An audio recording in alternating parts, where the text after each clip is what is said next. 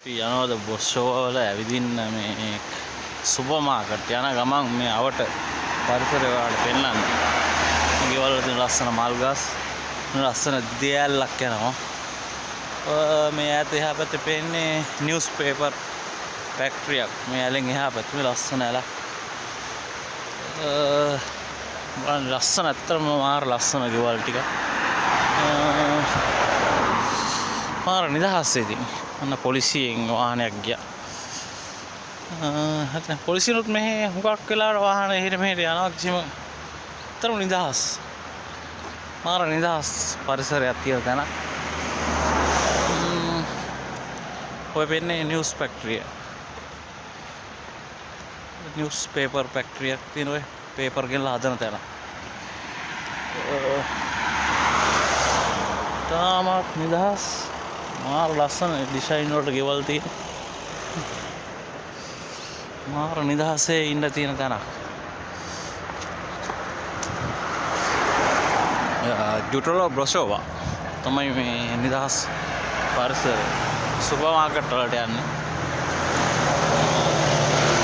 අපි ලස්සන අන්න බයිසිකලයක් ගියා.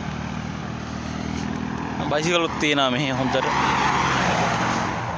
ලස්සන රෝස මල් මේ මාර ලස්සන නිදහසේ ඔය හැදෙන තැනක්. අන්න කුණු දාන්න අර ඈතින් පේන්නේ.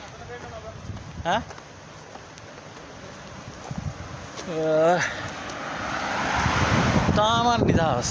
අද සෙනසුරාදා මාර නිදහසේ ඉන්නද පුළුවන් හොඳ තැනක්.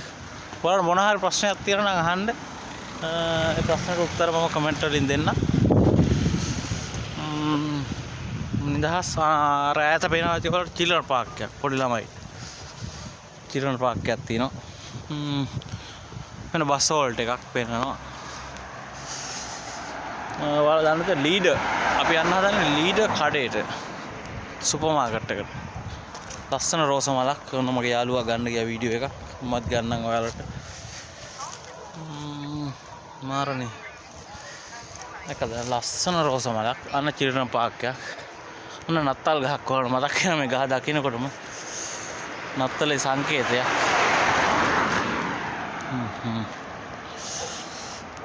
තාමත් හරි අපි මේකෙන් හම්බෙමු.